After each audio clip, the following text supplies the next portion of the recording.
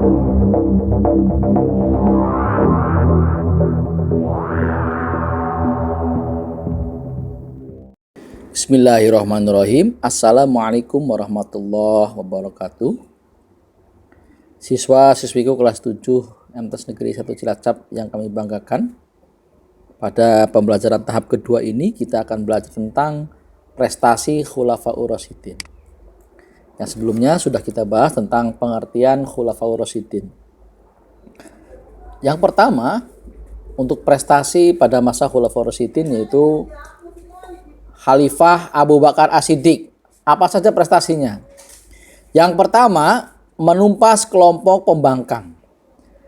Pada masa itu beberapa suku Arab yang berasal dari Hijaz dan Najd menyatakan murtad atau membangkang kepada khalifah baru dari sistem yang ada. Nah, suku-suku tersebut menyatakan bahwa mereka hanya memiliki perjanjian dengan Nabi Muhammad SAW. Oleh karena itu, kewafatan Nabi Muhammad SAW menjadi alasan. Sehingga perjanjian tersebut tidak berlaku lagi. Nah, ada pula yang menolak membayar zakat. Sebagian golongan yang lain kembali memeluk agama dan tradisi lamanya, yakni menyembah berhala. Yang kedua, kodifikasi Al-Quran. Abu Bakar As-Siddiq kemudian menunjuk Zaid bin Sabit sebagai pemimpin untuk mengumpulkan Al-Quran.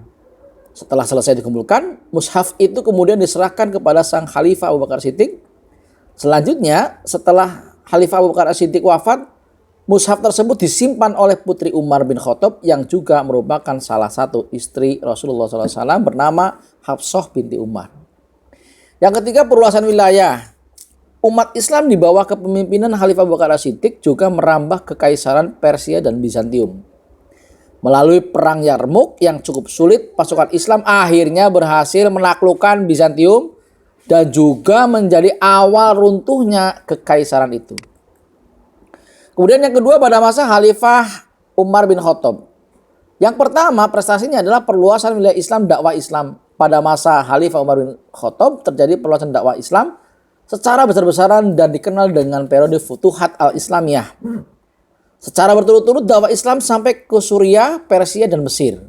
Nah, pada waktu itu Suriah merupakan pusat perdagangan yang penting. Oleh karena itu, Khalifah Umar bin Khattab berusaha keras untuk memperluas wilayah dakwahnya.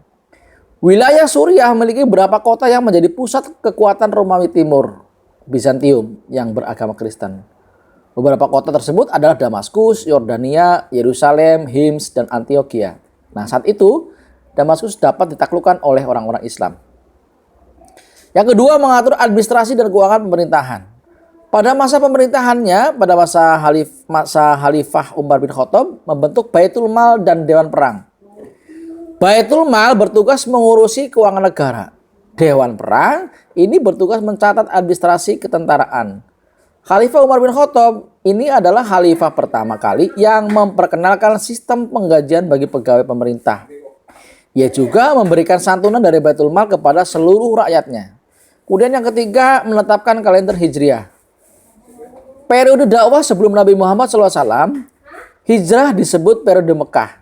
Sedangkan periode dakwah setelah beliau hijrah dikenal sebagai periode Madinah. Demikian pula pembagian surat-surat Al-Quran yang turun sebelum hijrah disebut surat-surat Makkiyah. Sedangkan yang turun setelah hijrah disebut surat Madaniyah. Yang keempat, Dewan Pemilihan Khalifah. Pada masa Khalifah Umar bin Khattab membentuk dewan yang akan mencari penggantinya. Dewan tersebut beranggotakan 6 orang sahabat yang saat itu dianggap paling tinggi tingkatannya. Keenam anggota dewan itu adalah Khalifah Utsman bin Affan, Ali bin Abi Thalib, Thalhah bin Ubaidillah, Zubair bin Awam, Abdurrahman bin Auf, dan Sa'ad bin Abi Waqqas. Kemudian selanjutnya pada masa Khalifah Utsman bin Affan, yang pertama adalah kodifikasi mushaf Al-Quran. Kodifikasi Al-Quran pada masa Khalifah Utsman bin Affan, pengumpulan dan penulisan Al-Quran disebut Mushaf Utsmani atau Al-Imam.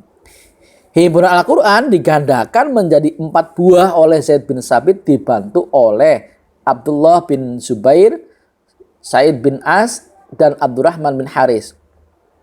Dari 4 mushaf tersebut didistribusikan ke beberapa wilayah, Mekah, Suriah, Basra, dan Kufah. Nah, kodifikasi Al-Quran pada masa Khalifah Utsman bin Affan atas saran Hudzaifah bin Yaman. Hal ini disebabkan banyak terjadi perselisihan tentang cara baca dan susunan surat dalam Al-Quran. Yang kedua, renovasi Masjid Nabawi. Masjid Nabawi telah mulai dibangun sejak masa Khalifah Umar bin Khattab, yang kemudian dilanjutkan merenovasinya dan diperluas oleh Khalifah Utsman bin Affan. Selain diperluas, Masjid Nabawi yang juga dibangun dengan bentuk dan coraknya yang lebih indah. Yang ketiga, pembentukan Angkatan Laut. Tujuan dibentuk Angkatan Laut adalah untuk melindungi wilayah Afrika, Siprus, hingga Konstantinopel yang banyak diliputi lautan. Dalam perkembangannya, Angkatan Laut itulah yang kelak akan membawa misi dakwah Islam hingga di daratan Eropa, bahkan sampai di Indonesia. Yang keempat, perluasan wilayah dakwah Islam. Pertama, perluasan ke Khurasan. Utsman bin Affan mengutus Sa'ad bin As dan Hudzaifah bin Yaman memimpin pasukan Islam ke Khurasan. Yang kedua, perluasan ke Armenia.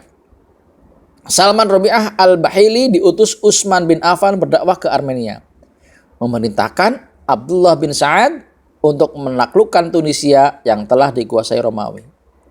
Ketiga, perluasan ke Tunisia. Utsman bin Affan memerintahkan Abdullah bin Sa'ad untuk menaklukkan Tunisia yang telah dikuasai Romawi. Kemudian yang keempat, penaklukan Rai dan Azerbaijan. Dan yang kelima adalah perluasan dakwah Islam ke Amuriah dan Siprus.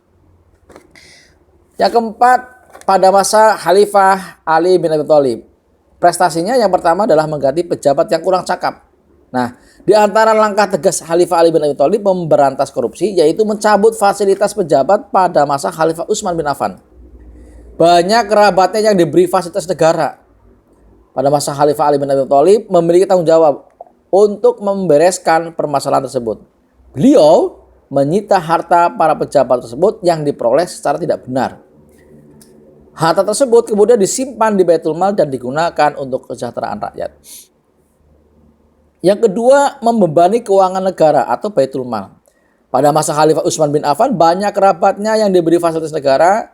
Khalifah Ali bin Abi Thalib memiliki tanggung jawab untuk membereskan permasalahan tersebut.